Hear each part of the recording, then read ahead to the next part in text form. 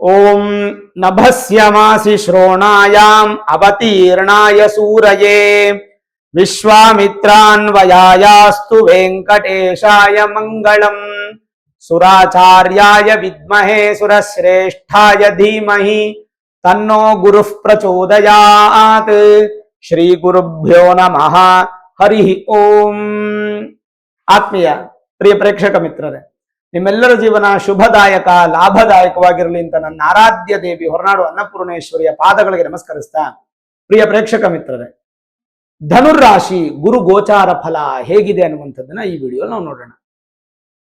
ಧನುರ್ರಾಶಿಯವರಿಗೆ ಕಳೆದ 1 ವರ್ಷದಿಂದ ಗುರು ಪುಷ್ಕಳವಾದಂತಹ ಬಲವನ್ನ ಕೊಡ್ತಾ ಇದ್ರು. ಸರಿಯಾದ ಸಮಸಪ್ತಮದಲ್ಲಿದ್ದಂತಹ ಗುರುವಿನ ನೇರ 7ನೇ ಮನೆಯ ದೃಷ್ಟಿ ಧನುರ್ರಾಶಿಯವರ ಮೇಲೆ ಬಿದ್ದಿತ್ತು. ಈಗ ಜೂನ್ 2ನೇ ತಾರೀಕು 2026ಕ್ಕೆ ಧನುರ್ರಾಶಿಯವರಿಗೆ ಗುರು ಬಂದು ಸಪ್ತಮ ಸ್ಥಾನದಿಂದ ಅಷ್ಟಮ ಸ್ಥಾನಕ್ಕೆ ಬದಲಾವಣೆ ಆಗ್ತಾ ಇರತಕ್ಕಂಥದ್ದು ಒಂದು ಬೇಸರದ ಸಂಗತಿ. ಆದರೂ ಸಹ ಧನುರ್ರಾಶಿಗೆ ಅಧಿಪತಿ ಯಾರು? ಗುರುನೇ ಅಲ್ವಾ. ರಾಶ್ಯಾಧಿಪತಿ ಯಾವತ್ತೂ ರಾಶಿಗೆ ಸಮಸ್ಯೆನ ಉಂಟು ಮಾಡಲ್ಲ. ಆದ್ರೂ ಗುರುಬಲ ಅಂತ ಇದ್ದಾಗ ಅದರದ್ದು ಪ್ರಭಾವನೆ ಬೇರೆ, ಅದರದ್ದು ಬಲನೇ ಬೇರೆ. ಗುರುಬಲ ಇದ್ದಾಗ ಸ್ವಲ್ಪ ಕೆಲಸಗಳು ಬೇಗ ಆಗುತ್ತೆ, ವೃದ್ಧಿಯ ಸಂಕೇತ ಅಂತ ಹೇಳ್ತೀವಿ. ಅಂದ್ರೆ ಎಲ್ಲೂ ಕೆಳಗೆ ಬೀಳೋದಿಲ್ಲ, ಮೇಲೆ ಹತ್ತುತ್ತಾ ಇರುವಂತಹ ಸಂಕೇತವನ್ನ ನಾವು ವೃದ್ಧಿ ಸಂಕೇತ ಅಂತ ಕರಿತೀವಿ. ಸರಿ, ಇಷ್ಟು ದಿನ ಇತ್ತು, ನಿಮ್ಗೆ 1 ವರ್ಷಗಳಿಂದ ಇತ್ತು. ಈಗ ಜೂನ್ 2, 2026ರಿಂದ 2027 ಜೂನ್ 15ನೇ ತಾರೀಕಿನವರೆಗೂ 379 ದಿನಗಳ ಕಾಲ ಧನುರ್ರಾಶಿಯವರಿಗೆ ಗುರು ಬಂದು ಅಷ್ಟಮ ಸ್ಥಾನಕ್ಕೆ ಇರ್ತಾರೆ, 8ನೇ ಮನೆಗೆ ಬರ್ತಾರೆ. ಗುರು 8ನೇ ಮನೆಗೆ ಬಂದರೂ ಕೂಡ ಆ 8ನೇ ಮನೆ ಸ್ಥಾನಾಧಿಪತಿ ಯಾರು ಅಂತಂದ್ರೆ ಚಂದ್ರ. ಚಂದ್ರನನ್ನ ನಾವು ಬಹಳ ಅತ್ಯಂತ ಶಾಂತ ಗ್ರಹ ಮತ್ತು ಅತ್ಯಂತ ಶುಭ ಗ್ರಹ ಅಂತ ಕರಿತೀವಿ. ಈಗ ನೋಡಿ, ನಿಮ್ಮ ರಾಶ್ಯಾಧಿಪತಿ ಗುರುಗೆ ಚಂದ್ರ ಏನಾಗ್ತಾನೆ? ಕ್ಲೋಸ್ ಫ್ರೆಂಡ್, ಬಹಳಷ್ಟು ಮಿತ್ರನಾಗ್ತಾನೆ. ಎಕ್ಸಾಂಪಲ್ ನಾನು ನಿಮ್ಗೆ ಹೇಳೋದಂದ್ರೆ, ಗುರು ಮತ್ತೆ ಚಂದ್ರ ಒಂದೇ ಸ್ಥಾನದಲ್ಲಿ ಕುತ್ಕೊಂಡಿದ್ರೆ ಅದನ್ನ ಗಜಕೇಸರಿ ಯೋಗ ಅಂತ ಕರಿತೀವಿ. ಅಥವಾ ಕೇಂದ್ರ ಸ್ಥಾನಗಳಲ್ಲಿ 1, 4, 7, 10 1, 4, 7, 10ನೇ ಸ್ಥಾನದಲ್ಲಿ ಕುತ್ಕೊಂಡಿದ್ರು ಕೂಡ ಗುರು ಚಂದ್ರರು, ಅದನ್ನ ಗಜಕೇಸರಿ ಯೋಗ ಅಂತೀವಿ. ಈಗ ಗುರು ಬರ್ತಾ ಇರ್ತಕ್ಕಂಥ ಸ್ಥಾನ ಬಂದು ಚಂದ್ರನ ಮನೆ. ಅಲ್ಲೇನು ಸುಮ್ಮನೆ ಬರ್ತಾ ಇಲ್ಲ, ಗುರು ಬಂದು ಉಚ್ಚ ಸ್ಥಾನಕ್ಕೆ ಬರ್ತಾ ಇದ್ದಾರೆ, ಎಕ್ಸಾಲ್ಟೆಡ್ ಪೊಸಿಷನ್. ಒಂದು ಗ್ರಹ ತನ್ನ ಉಚ್ಚ ಸ್ಥಾನಕ್ಕೆ ಬಂದಾಗ ಆ ಗ್ರಹ ತನ್ನ ಮಿತ್ರ ರಾಶಿಗೆ, ತನ್ನ ರಾಶ್ಯಾಧಿಪತಿಗಳಿಗೆ ಒಳ್ಳೆಯ ಫಲವನ್ನೇ ಕೊಡ್ತಾರೆ. ಹಾಗಾಗಿ ಧನುರಾಶಿಯವರಿಗೆ ಗುರುಬಲ ಹೋದರೂ ಸಹ ಗುರುವಿನ ಒಂದು ಸಮಸ್ಯೆ ಅನ್ನುವಂಥದ್ದು ಬರೋದಿಲ್ಲ. ಅರ್ಥಾತ್ ಒಂದು ಅರ್ಧ ಪಾಲು ಗುರುಬಲ ಹಾಗೆ ಉಳ್ಕೊಂಡಿರುತ್ತೆ ಅಂತ ತಗೊಳ್ಬಹುದು. ಹಾಗಾದ್ರೆ ಈ ಚಂದ್ರ ಮತ್ತೆ ಗುರುವಿನ ಸ್ನೇಹದಿಂದ ನಿಮಗೆ ಇಷ್ಟು ವರ್ಷ ಅಂದ್ರೆ ಈ 1 ವರ್ಷ ಇದ್ದಂತ ಫಲ ಸಿಗುತ್ತಾ? ಖಂಡಿತ ಇಲ್ಲ. ಇಷ್ಟೊಂದು ವೈಬ್ರೇಷನ್ಸ್ ಪಾಸಿಟಿವ್ ಆಗಿ ಇಲ್ಲದೆ ಹೋಗ್ಬೋದು, ಆದ್ರೆ ಕನಿಷ್ಠ ಪಕ್ಷ 50% ಆದ್ರೂ ನಿಮಗೆ ಆ ಫಲವನ್ನ ಗುರು ಕೊಡ್ತಾನೆ. ಹಾಗಾದ್ರೆ ಕನ್ಫ್ಯೂಷನ್ ಮಾಡಬೇಡಿ, ಗುರುಬಲ ಇದೆಯಾ ಇಲ್ವಾ ಹೇಳ್ಬಿಡಿ ಅಂದ್ರೆ ಖಂಡಿತ ಇಲ್ಲ. ಗುರುಬಲ ಇಲ್ಲದೆ ಇರೋದ್ರಿಂದಾನೇ ನೀವು ಎಲ್ಲಾ ಕಡೆ ಗುರುಶಾಂತಿ ಮಹಾಯಾಗಗಳನ್ನ ಮಾಡ್ತಾ ಇರ್ತಾರೆ. ಆ ಗುರುಶಾಂತಿ ಮಹಾಯಾಗಕ್ಕೆ ಪಾರ್ಟಿಸಿಪೇಟ್ ಮಾಡಿ, ಅದು ತುಂಬಾ ವಿಶೇಷ. ಎಲ್ಲೂ ನಿಮ್ಗೆ ಅನುಕೂಲ ಆಗ್ಲಿಲ್ವಾ? ನಾನು ನಿಮ್ಮ ಸಹಕಾರದೊಂದಿಗೆ 1 ಲಕ್ಷ ಸ್ವಾಹಕಾರದ ಗುರುಶಾಂತಿ ಮಹಾಯಾಗ ಮಾಡ್ತಾ ಇದ್ದೀನಿ. ಈ ಯಾಗಕ್ಕೆ ಪಾರ್ಟಿಸಿಪೇಟ್ ಮಾಡಿ. ಎಲೆಕ್ಟ್ರಾನಿಕ್ ಸಿಟಿಯಿಂದ ಅತ್ತಿಬೆಲೆಗೆ ಬಂದು ಅಲ್ಲಿಂದ 1 ಕಿಲೋಮೀಟರ್ ದೂರದಲ್ಲಿ ಲಕ್ಷ್ಮೀಕುಂಟೆ ಗ್ರಾಮ ಅನ್ನುವಂಥ ಒಂದು ಸ್ಥಳದಲ್ಲಿ, ಕ್ಷೇತ್ರದಲ್ಲಿ ಒಂದು ಮಹಾಯಾಗ ಮಾಡ್ತಾ ಇರೋದು. ಕೇವಲ ಗುರುಶಾಂತಿ ಮಾತ್ರ ಅಲ್ಲ, ಗಣಪತಿ ಹೋಮ, ನವಗ್ರಹ ಹೋಮ, ಮೃತ್ಯುಂಜಯ ಹೋಮ, ಆಯುಷ್ಯ ಹೋಮ, ನಕ್ಷತ್ರ ಹೋಮ, ಮೇಲಾಗಿ ಮಧುಮಿಶ್ರಿತ ಕಮಲ ಪುಷ್ಪ ಶ್ರೀ ಸೂಕ್ತ ಹೋಮವನ್ನು ಮಾಡ್ತಾ ಇದ್ದೀವಿ. ಇಲ್ಲೊಂದು ವಿಷಯ ಏನಂದ್ರೆ, ಧನುರ್ರಾಶಿಯವರಿಗೆ ಅರ್ಧಾಷ್ಟಮ ಶನಿನೂ ಇದೆ. ಹಾಗಾಗಿ ನವಗ್ರಹ ಹೋಮ ಮಾಡ್ಬೇಕಾದ್ರೆ ಶನಿಗೆ 1008 ಸ್ವಾಹಾಕಾರ ಹಾಕೋದ್ರಿಂದ ಅದರದ್ದು ಫಲ ನಿಮಗೆ ಸಿಗುತ್ತೆ. ಈ ಯಾಗಕ್ಕೆ ನೀವು ಸಕುಟುಂಬ ಸಪರಿವಾರ ಸಮೇತವಾಗಿ ಬರಬೇಕು, ಬಂದು ಪಾರ್ಟಿಸಿಪೇಟ್ ಮಾಡಬೇಕು. ಈ ಯಾಗಕ್ಕೆ ನೀವು ಸಂಕಲ್ಪ ಕೊಡಬೇಕು ಅಂದ್ರೆ 8431384001 ಅನ್ನುವಂಥ ನಂಬರ್ಗೆ ನೀವು ಕರೆ ಮಾಡಿದ್ರೆ ನಿಮಗೆ ವಾಟ್ಸಪ್ ಅಲ್ಲಿ ಡೀಟೇಲ್ಸ್ ಕಳಿಸ್ತಾರೆ. ಅದನ್ನೆಲ್ಲ ನೀವು ಟೈಪ್ ಮಾಡಿ ವಾಪಸ್ ಕಳಿಸಿ ರಿಜಿಸ್ಟ್ರೇಷನ್ ಪ್ರಾಸೆಸ್ ಕಂಪ್ಲೀಟ್ ಮಾಡ್ಕೊಂಡ್ರೆ 1001 ರೂಪಾಯಿ ಒಬ್ಬರು ಕಟ್ಟಿ ನಿಮ್ಮ ಹೆಸರಲ್ಲಿ ಪೂಜೆ ಆಗಿ, ಸಂಕಲ್ಪ ಆಗಿ, ಹೋಮ ಆಗಿ, ಕರುಂಗಲಿ ಮಾಲಾ ಅನ್ನುವಂಥದ್ದು ಪ್ರಸಾದ ಮನೆಗೆ ಬರುತ್ತೆ ಕೊರಿಯರ್ ಮುಖಾಂತರ. ಕರುಂಗಲಿ ಮಾಲೆಯನ್ನು ನೀವು ಧರಿಸೋದ್ರಿಂದ ನೆಗೆಟಿವ್ ಎನರ್ಜಿ ದೂರವಾಗುತ್ತೆ, ಪಾಸಿಟಿವ್ ಎನರ್ಜಿ ಇನ್ಕ್ರೀಸ್ ಆಗುತ್ತೆ. ಹಾಗಾಗಿ ಧನುರಾಶಿಯವರು ಕಡ್ಡಾಯವಾಗಿ ಮಾಡ್ಕೋಬೇಕು. ನನ್ನ ಹತ್ರ ಮಾಡ್ಕೋತಿರೋ ಬೇರೆ ಕಡೆ ಮಾಡ್ಕೋತಿರೋ ಒಟ್ಟು ಮಾಡ್ಕೊಳ್ಳಿ, ಗುರುವಿನ ಅನುಗ್ರಹಕ್ಕೆ ಪಾತ್ರರಾಗಿ. ಇನ್ನು ವಿಷಯಕ್ಕೆ ಬಂದ್ಬಿಡೋಣ, ಯಾಕಂದ್ರೆ ಗುರು ಗೋಚಾರ ಫಲದ ವಿಡಿಯೋ ಅಲ್ವಾ ಇದು. ವಿಷಯಕ್ಕೆ ಬರೋಣ. ಏನು ಅಂತಂದ್ರೆ ಅಷ್ಟಮ ಸ್ಥಾನದಲ್ಲಿ ಗುರು ಇದ್ರೆ ಏನ್ ಫಲ ಅನ್ನುವಂಥದ್ದನ್ನ ಬಹಳ ಕ್ಲಿಯರ್ ಆಗಿ ಹೇಳುತ್ತೆ. ಏನು? ಪೂರ್ವಂ ಜೀವಯಾತ್ರಾ ಚ ದ್ವೇ ಶಾಸ್ತ್ರೇಸ್ಮಿನ್ ಶಾಸ್ತ್ರೇ ಪ್ರಯೋಜನೆ ಕೋವಕ್ತ ತಾರತಮ್ಯಸ್ಥ ತಮೇಕಂ ವೇದ ಸಂವಿನಾ ಅನ್ನುವಂತ ಶ್ಲೋಕ. ಇದ್ರ ಫಲ ಏನ್ ಹೇಳುತ್ತೆ? ಅಷ್ಟಮ ಸ್ಥಾನದಲ್ಲಿ ಗುರು ಇದ್ದಾಗ ನೋಡಿ, ಜನ್ಮಾಷ್ಟಮ ಆದ್ರೆ ಬೇರೆ ಫಲ, ಗೋಚಾರಾಷ್ಟಮ ಆದ್ರೆ ಬೇರೆ ಫಲ. ಈಗ ಎಕ್ಸಾಂಪಲ್ ನಾನು ಹೇಳ, ಅಕಸ್ಮಾತ್ ಗುರು 8ನೇ ಮನೆಯಲ್ಲಿದ್ದು ನಿಮಗೆ ಎಕ್ಸಾಂಪಲ್, ಒಂದು 8ನೇ ಮನೆ ಅನ್ನುವಂಥದ್ದು ಪಾಪಸ್ಥಾನ. ಪಾಪಸ್ಥಾನದಲ್ಲಿ ನಿಮಗೆ ಗುರು ಕೂತ್ಕೊಂಡ್ರೆ ಖಂಡಿತ ಶುಭ ಫಲ ಕೊಡಲ್ಲ. ಆದ್ರೂ ಸಹ ಇದು ಶುಭ ಸ್ಥಾನ ಆದ್ರಿಂದ ಫಲ ಕೊಡ್ತಾರೆ. ಅದರಲ್ಲಿ ಉಚ್ಚ ಸ್ಥಾನ ಏನ್ ಹೇಳುತ್ತೆ? ಅಷ್ಟಮ ಸ್ಥಾನದಲ್ಲಿ ವಿಶೇಷವಾದಂತ ಅಭಿವೃದ್ಧಿಯ ಕೊಡುವಂತಹ ಸ್ಥಾನದಲ್ಲಿ ಗುರು ಕುತ್ಕೊಂಡಿದ್ದಾಗ ಸ್ವಲ್ಪ ಸುಖ ಕಡಿಮೆ ಆಗುತ್ತೆ. ಧನುರಾಶಿಯವರಿಗೂ ಸುಖ ಕಡಿಮೆ ಆಗುತ್ತೆ, ಸಾಲ ಬಾಧೆಗಳು ಹೆಚ್ಚಾಗುತ್ತೆ. ಯಾವ ತರ ಸಾಲ? ಒಂದು ಮಗಳಿಗೆ ಮದುವೆ ಮಾಡೋದು, ಮಗನಿಗೆ ಮದುವೆ ಮಾಡೋದು, ಮನೆ ಕಟ್ಟ ಸಾಲನೋ, ಅಥವಾ ಒಳ್ಳೆ ಒಳ್ಳೆ ಸಾಲಗಳನ್ನ ಮಾಡ್ತೀರಾ. ಇದೇನು ಗುರುಗಳೇ, ಸಾಲದಲ್ಲೂ ಒಳ್ಳೆ ಸಾಲ ಕೆಟ್ಟ ಸಾಲ, ಏನಾದ್ರೂ ಬಡ್ಡಿ ಕಟ್ಟಲೇಬೇಕು, ಲೋನ್ EMI ಕಟ್ಟಲೇಬೇಕು ಅಂದ್ರೆ? ನೀವೇನೋ ಒಂದು ಕಾರ್ ತಗೊಂಡ್ರಿ ಅಂದ್ರೆ ಅದು ಕೆಟ್ಟ ಸಾಲ, ಒಂದು ಜೂಜಾಡಿದ್ರಿ ಅಂದ್ರೆ ಕೆಟ್ಟ ಸಾಲ. ಸಾಲ ಮಾಡಿ ನೀವು ಲೈಫನ್ನ ಎಂಜಾಯ್ ಮಾಡ್ತೀರಂದ್ರೆ ಅದು ಕೆಟ್ಟದ್ದು. ಹಾಗಂತಿಲ್ಲ, ಒಂದು ಉದ್ದೇಶ, ಸದುದ್ದೇಶ ಇದ್ದು, ನಾನು ಹೇಳಿದ್ನಲ್ಲ, ಒಂದು ಮನೆ ಕಟ್ಟೋದು, ಮಗಳಿಗೆ ಮದುವೆ ಮಾಡೋದು, ವಿದ್ಯಾಭ್ಯಾಸಕ್ಕೆ ಸಾಲ ಮಾಡೋದು ಯಾವುದೇ ಕಾರಣಕ್ಕೂ ತಪ್ಪಿಲ್ಲ, ಅದು ಕರ್ತವ್ಯ ಅಂತ ಹೇಳ್ತೀನಿ ನಾನು. ಅಂತ ಸಾಲಗಳನ್ನ ಧನುರಾಶಿಯವರು ಈ ವರ್ಷ ಜಾಸ್ತಿ ಮಾಡ್ತಾರೆ. ಮೇಲಾಗಿ ಸ್ವಲ್ಪ ಕಫ ಪ್ರಕೃತಿ ಜಾಸ್ತಿಯಾಗಿ lungs, air pipe, food pipe, water pipe, ಗಂಟ್ಲಿನ ಸಮಸ್ಯೆ, ಮೂಗಿನ ಸಮಸ್ಯೆ, ENT ಪ್ರಾಬ್ಲಮ್ಸು, ಜೀರ್ಣಕ್ರಿಯೆ ತೊಂದರೆ, ಇದೆಲ್ಲವೂ ಕೂಡ 8ನೇ ಮನೆಯಲ್ಲಿ ಗುರು ಇದ್ದಾಗ ಅಪ್ಲಿಕೇಬಲ್ ಆಗುವಂಥದ್ದು. ತಾತ್ಪರ್ಯ ಚಂದ್ರಿಕೆ ಅನ್ನುವಂಥ ಗ್ರಂಥದಲ್ಲಿ ಹೇಳುತ್ತೆ, 8ನೇ ಮನೆಯಲ್ಲಿ ಗುರುವಿದ್ರೆ ದೀರ್ಘಾಯುಷ್ಯ ಯೋಗ ಅಂತ. ಅದರ ಜೊತೆಗೆ ಸ್ವಲ್ಪ ನಿಮ್ಮನ್ನ ಹಿಂಸೆ ಮಾಡುವಂತ ಜನ ಜಾಸ್ತಿ ಇರ್ತಾರೆ. ನಿಮ್ಮ ಅಭಿವೃದ್ಧಿಯನ್ನ ನೋಡಿಕೊಂಡು ಸಿಕ್ಕಾಪಟ್ಟೆ ಜನ ನಿಮಗೆ ಕಣ್ಣು ದೃಷ್ಟಿ ಹಾಕುವಂತವ್ರು ಜಾಸ್ತಿ ಇರ್ತಾರೆ. ಕೆಟ್ಟ ಕೆಟ್ಟ ಅಭ್ಯಾಸಗಳನ್ನ ಕಲ್ತು ಬಿಡೋ ಸಾಧ್ಯತೆ ಇರುತ್ತೆ. ಹೋಗ್ಬೇಡಿ, ಏನೋ ಒಂದು ಸಿಗರೇಟ್ ಸೇದ್ಬೇಡ, ಒಂದು ಡ್ರಿಂಕ್ಸ್ ಮಾಡ್ಬೇಡ, ಈ ತರದ ಹವ್ಯಾಸಗಳನ್ನ ಮಾಡ್ಕೋಬೇಡಿ. ಈ ತರದ ಹವ್ಯಾಸಗಳಿದ್ರೆ ಕ್ರಮೇಣ ಬಿಡ್ತಾ ಬನ್ನಿ. ನಿಮ್ಮ ಆರೋಗ್ಯ ನಿಮ್ಮ ಕುಟುಂಬಕ್ಕೆ ಬಹಳ ಮುಖ್ಯ. ಜೊತೆ ಏನಪ್ಪಾ ಅಂದ್ರೆ, ಯಾವುದೇ ಒಂದು ಬ್ಯಾಂಕಿನ ವ್ಯವಹಾರ, ಚೆಕ್ ಸಿಗ್ನೇಚರು, ಹಣ ಕೊಡೋದು ತಗೊಳ್ಳೋದು, ಒಂದು ಶ್ಯೂರಿಟಿ ಹಾಕೋದು, ಒಂದು ಪೇಪರು, ಈ ತರದೆಲ್ಲ ವಿಚಾರದಲ್ಲೂ ಕೂಡ ಬಹಳ ಜಾಗೃತೆಯಿಂದಿರಿ. ಸುಮ್ಮನೆ ಏನೋ ಏಕ್ದಮ್ ಎಲ್ಲವನ್ನ ಕೂಡ ನೀವು ಮೂಢನಂಬಿಕೆಯಾಗಿ ನಂಬಿ ಮೋಸ ಹೋಗಬೇಡಿ. ಯಾಕಂದ್ರೆ ಮೋಸ ಹೋಗುವಂತಹ ಸಾಧ್ಯತೆಗಳು ಹೆಚ್ಚಾಗಿರುತ್ತೆ. ತನ್ಮೂಲಕ ಮಾನಸಿಕ ಸ್ಥಿರತೆ ಅನ್ನುವಂಥದ್ದು ದೂರ ಆಗುತ್ತೆ.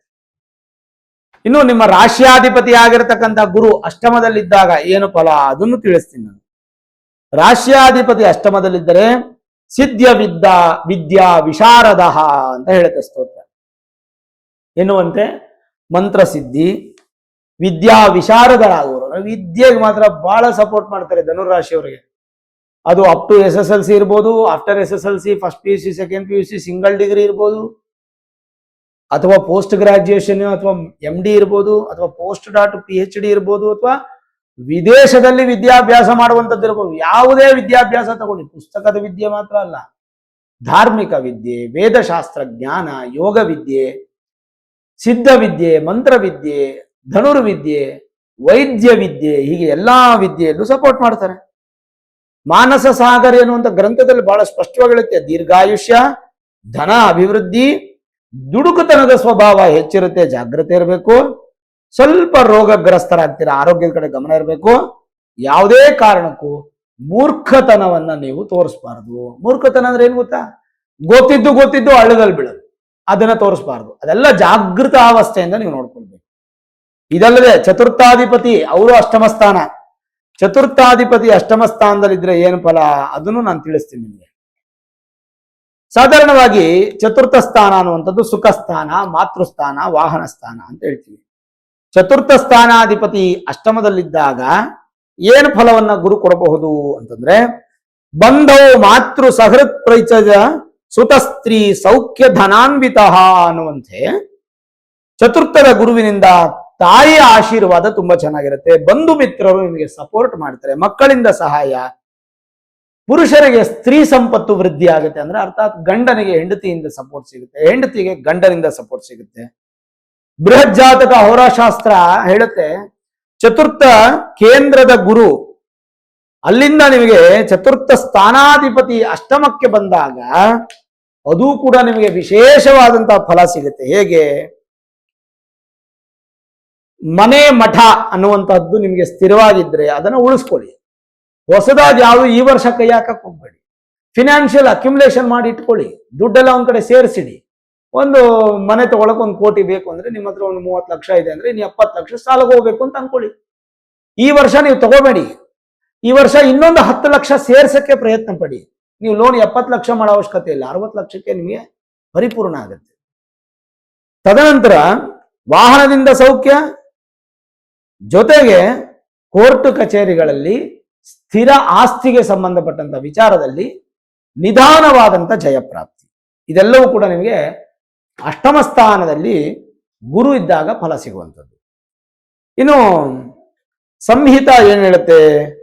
ಸಂಹಿತೆ ಬಹಳ ಸ್ಪಷ್ಟವಾಗಿ ಹೇಳುತ್ತೆ, ಅಷ್ಟಮದ ಗುರು ಏನೇನು ಫಲ ಕೊಡ್ಬೋದು ಅನ್ನೋದನ್ನ ಬಹಳ ಅಕ್ಯುರೇಸಿಯಾಗಿ ಹೇಳುತ್ತೆ.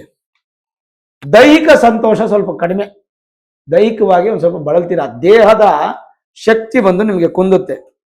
ಸ್ವಲ್ಪ ವಾಹನ ಓಡಿಸುವಂತಹ ವಿಚಾರದಲ್ಲಿ ಜಾಗ್ರತೆ, ಅಪಘಾತ ಸಂಭವ. ವ್ರಣ ರೋಗಗಳು ಅಂತ ಹೇಳ್ತೀವಿ, ಅಂದ್ರೆ ಮೇಲೆ ಕಾಣುವಂತ ಗಾಯಗಳು, ಡ್ರೈ ಸಮಸ್ಯೆಗಳು ಇದೆಲ್ಲ ಹೆಚ್ಚಾಗುತ್ತೆ. ಸ್ಕಿನ್ ಇಶ್ಯೂಸ್ ಆಗುವಂಥದ್ದು. ಮನಸ್ಸು ತುಂಬಾ ಬಲಹೀನವಾಗತ್ತೆ. ಮನಸ್ಸು ಸ್ಟ್ರಾಂಗ್ ಇರೋದಕ್ಕೆ ಮೆಡಿಟೇಷನ್ ಅನ್ನು ಮಾಡಿ, ಜೊತೆಗೆ ತಾಯಿಯ ಆಶೀರ್ವಾದ ಒಂದು ಸ್ವಲ್ಪ ಹೆಚ್ಚಾಗಿ ಸಿಗುತ್ತೆ. ಹೊಸದಾಗಿ ಪಿತ್ರಾರ್ಜಿತ ಆಸ್ತಿ ವಿಚಾರದಲ್ಲಿ ಗಲಾಟೆಗಳು ಉತ್ಪತ್ತಿ ಆಗಬಹುದು, ಅದು ನಿಧಾನಗತಿಯಲ್ಲಿ ಸಾಲ್ವ್ ಆಗುತ್ತೆ. ಸಂತಾನದಿಂದ ಸ್ವಲ್ಪ ಸುಖವನ್ನ ಪಡ್ತೀರಾ. ಜೊತೆಗೆ ಅಧಿಕವಾದಂತಹ ಭೋಜನ, ಅಧಿಕವಾದಂತಹ ಶ್ರಮ, ಅಧಿಕವಾದಂತಹ ಜಲಪಾನ, ಅಧಿಕವಾದಂತಹ ನಂಬಿಕೆ, ಅಧಿಕವಾದಂತಹ ವ್ಯವಹಾರ, ಈ ಅಧಿಕ ಅನ್ನುವಂಥದ್ದು ನಿಮ್ಮ ಜೀವನದಲ್ಲಿ ಇನ್ನೊಂದು ವರ್ಷ ಇರೋದು ಬೇಡ. ಜೂನ್ 2, 2026ರಿಂದ ಜೂನ್ 15, 2027 ತನಕ 379 ದಿನಗಳು ಅಧಿಕ ಅನ್ನುವಂತಹ ಮಾತು ನಿಮ್ಮ ಒಂದು ಬಾಯಲ್ಲಿ ಬರೋದು ಬೇಡ. ಯಾವುದನ್ನು ಕೂಡ ಜಾಸ್ತಿ ಮಾಡಕ್ ಹೋಗ್ಬೇಡಿ, ಎಲ್ಲ ಬ್ಯಾಲೆನ್ಸ್ಡ್ ಆಗಿ ಮಾಡಿ. ಈವನ್ ಫುಡ್ ಕೂಡ ಇಂಟೇಕ್ ಮಾಡೋದು ಕೂಡ ಬ್ಯಾಲೆನ್ಸ್ಡ್ ಆಗಿರಲಿ. ಸ್ವಲ್ಪ ವ್ಯಾಜ್ಯಗಳು ಜಾಸ್ತಿ ಆಗುತ್ತೆ ಬಾಯಿಂದ, ಅಂದ್ರೆ ಮಾತಾಡುವಂಥದ್ದು, ನಿಮ್ಮ ಮಾತಿನಿಂದ ಸ್ವಲ್ಪ ವ್ಯಾಜ್ಯಗಳು ಜಾಸ್ತಿ ಆಗೋದು. ಸ್ವಲ್ಪ ಮಟ್ಟಿಗೆ ಹೊಸಬರ ಮಾತುಗಳನ್ನ ಕೇಳುವಂಥದ್ದು. ಏನೋ ಒಂದು ಕುಟುಂಬ, ನಿಮ್ಮಪ್ಪ ಹಂಗಂದ್ರಪ್ಪ, ನಿಮ್ಮ ಅಮ್ಮ ಹಿಂಗಂದ್ರಪ್ಪ ಅಂತ ಯಾರೋ ಹೇಳಿದ್ರೆ ಮನೆಗೆ ಬಂದು ಜಗಳ ಆಡೋದು. ನಾನು ಹೇಳ್ದ ಅವನು ಯಾಕೆ ಹಿಂಗಂತ ಅವ್ರು ಅಂದಿರಲ್ಲ, ಏನೋ ಒಂದು ಮಿಸ್ ಕಮ್ಯುನಿಕೇಶನ್ ಆಗಿರುತ್ತೆ. ಅದೆಲ್ಲ ನೀವು ಪ್ರತ್ಯಕ್ಷವಾಗಿ ಕಂಡರೂ ಪ್ರಮಾಣಿಸಿ ನೋಡುವಂತಹ ಒಂದು ಗಾದೆ ಮಾತೇನಿದೆ ನಮ್ಮಲ್ಲಿ, ಅದನ್ನ ನೀವು ಈಗ ಅಪ್ಲಿಕೇಬಲ್ ಮಾಡ್ಕೋಬೇಕು. ಧನುರಾಶಿಯವರಿಗೆ ಈ ವರ್ಷ ಸುಲಭ ಸಂಪಾದನೆ ಆಗಲ್ಲ, ಬಹಳ ಕಷ್ಟಪಟ್ಟು ಸಂಪಾದನೆ ಮಾಡಬೇಕು. ಸುಲಭ ಸಂಪಾದನೆ ಇಲ್ಲ ನಿಮ್ಗೆ, ಈಸಿಯಾಗಿ ಯಾವುದು ಬರೋದಿಲ್ಲ. ಈ 1 ವರ್ಷ ಇತ್ತಲ್ಲ ಆ ರೀತಿ ಅಂತ ಈಸಿಯಾಗಿ ಸಂಪಾದನೆ ಇಲ್ಲ. ಜೊತೆಗೆ ನಿಮ್ಮ ಐಶ್ವರ್ಯವನ್ನ ಕಳ್ಕೋಬಾರದು. ಒಂದೊಂದು ಲಿಮಿಟ್ ಆಗಿ ಖರ್ಚು ಮಾಡಿ, ಕಂಜೂಸ್ ಆಗಿಬಿಡಿ. ತುಂಬಾ ಕೈಗೆ ಸಿಕ್ಕಿದೆ ಅಂತ ಅಂದ್ಬಿಟ್ಟು ಹಣ ತುಂಬಾ ಖರ್ಚು ಮಾಡೋದಲ್ಲ, ಕುಟುಂಬದ ಬಗ್ಗೆ ಆಲೋಚನೆ ಮಾಡಿ, ಅದು ತುಂಬಾ ಇಂಪಾರ್ಟೆಂಟ್. ಓವರ್ ಆಲ್ ನೋಡಿದಾಗ ಭಗವಂತನ ಆಶೀರ್ವಾದ ಅನ್ನುವಂಥದ್ದು ಧನುರಾಶಿಯವರ ಮೇಲೆ 50% ಇದೆ. ಇನ್ನು 50% ನೀವು ಗುರುಗಳ ಕ್ಷೇತ್ರ ದರ್ಶನ, ಗುರುಗಳ ಸೇವೆ, ಗುರುಗಳ ಸ್ತೋತ್ರವನ್ನ ಕೇಳುವಂಥದ್ದು, 2ನೇ ತಾರೀಕು ಮಾಡುವಂತಹ ಗುರುಶಾಂತಿ ಮಹಾಯಾಗಕ್ಕೆ ಪಾರ್ಟಿಸಿಪೇಟ್ ಮಾಡೋದು, ಎಲ್ಲಾದ್ರೂ ಮಾಡಿಸಿ, ಒಟ್ಟು ಮಾಡಿಸಿ. ಧನುರಾಶಿಯವರಿಗೆ ಬೇಕು, ಗುರುಗಳ ಆಶೀರ್ವಾದ ಬೇಕು. ನಿಮ್ಮ ಅದೃಷ್ಟ ಧನುರಾಶಿಯವರು, ನಿಮ್ಮ ಅದೃಷ್ಟ ಏನಂದ್ರೆ ನಿಮ್ಮ ರಾಶಿಯಾಧಿಪತಿ ಗುರು ಆಗಿದ್ದು ಒಂದೇ ಅದೃಷ್ಟ ನಿಮಗೆ. ಬಿಟ್ರೆ ಅಕಸ್ಮಾತ್ ನಿಮ್ಮ ರಾಶಿಯಾಧಿಪತಿ ಏನಾದ್ರು ಬುಧನೋ, ಶನಿನೋ, ಶುಕ್ರನೋ ಯಾರಾದ್ರೂ ಆಗಿದ್ದಿದ್ರೆ ಖಂಡಿತವಾಗ್ಲೂ ಈ ವರ್ಷ ನಿಮಗೆ ಬಹಳ ದೊಡ್ಡ ದೊಡ್ಡ ಪ್ರಮಾಣದ ಪೆಟ್ಟುಗಳನ್ನುವಂಥದ್ದು ಬೀಳ್ತಿತ್ತು. ಈಗ ಅದಕ್ಕೆ ಅವಕಾಶ ಇಲ್ಲ. ಯಾವತ್ತು ಧನುರಾಶಿಯವರಿಗೆ ಗುರು ಅಂತಹ ಅವಕಾಶವನ್ನು ಮಾಡಿಕೊಡಲ್ಲ. ಮೇಲಾಗಿ ಉಚ್ಚ ಸ್ಥಾನದ ಫಲಗಳು, ಅದು ನಿಮಗೆ ಸಂಪೂರ್ಣವಾಗಿ ಸಿಗಬೇಕು ಅನ್ನೋದೇ ನನ್ನ ಆಶಯ, ನನ್ನ ಆಸೆ. ಯೋಚನೆ ಮಾಡಬೇಡಿ, ಚಿಂತೆ ಮಾಡಬೇಡಿ. ಧನುರ್ರಾಶಿಯವರು ಗುರು ಸೇವೆಯನ್ನು ಮಾಡಿ, ಗುರುಗಳ ಆಶೀರ್ವಾದದಿಂದ ಈ ಗುರುವಿನ ಗೋಚಾರವಾದರೂ ಕೂಡ ಉತ್ತಮವಾದಂಥ ಸ್ಥಾನ, ಮಾನ, ಗೌರವ, ಅಭಿವೃದ್ಧಿ ಅನ್ನುವಂಥದ್ದು ಪ್ರಾಪ್ತಿಯಾಗಿ ಸಕಲ ಭೋಗ ಭಾಗ್ಯಗಳನ್ನು ಪಡೆದು ಐಶ್ವರ್ಯವಂತರಾಗುವುದರಲ್ಲಿ ಯಾವುದೇ ಸಂದೇಹನೇ ಇಲ್ಲ. ಬಟ್ ನಿಮ್ಮ ಪ್ರಯತ್ನ ಜೊತೆಗೆ ಗುರುಗಳ ಆಶೀರ್ವಾದ ಎರಡು ಬಹಳ ಮುಖ್ಯ. ನೋಡಿದ್ರಲ್ಲ ವೀಕ್ಷಕರೇ, ಧನುರಾಶಿಯವರ ಗುರು ಗೋಚಾರ ಫಲದ ಸ್ಪೆಷಲ್ ವಿಡಿಯೋ. ಈ ವಿಡಿಯೋ ಇಷ್ಟ ಆಗಿದ್ರೆ ಲೈಕ್ ಮಾಡಿ, ಶೇರ್ ಮಾಡಿ, ಮುಖ್ಯವಾಗಿ ನಮ್ಮ ಚಾನೆಲ್ಗೆ ಸಬ್ಸ್ಕ್ರೈಬ್ ಮಾಡಿ, ಬೆಲ್ ಐಕಾನ್ ಅನ್ನು ಪ್ರೆಸ್ ಮಾಡಿ. ಪ್ರತಿನಿತ್ಯ ನಾನು ಪೂಜೆ ಮಾಡುವಂತಹ ನನ್ನ ಆರಾಧ್ಯ ದೇವಿ ಹೊರನಾಡು ಅನ್ನಪೂರ್ಣೇಶ್ವರಿಯ ಆಶೀರ್ವಾದ, ಅನುಗ್ರಹ ಸದಾಕಾಲ ಮತ್ತೊಮ್ಮೆ ನಿಮ್ಗೆ ಸಿಗಲಿ ಅಂತ ಪ್ರಾರ್ಥನೆ ಮಾಡ್ತಾ, ಸರ್ವೇ ಜನಾಃ ಸುಖಿನೋ ಭವಂತು, ಸಮಸ್ತ ಸನ್ಮಂಗಳಾನಿ ಭವಂತು.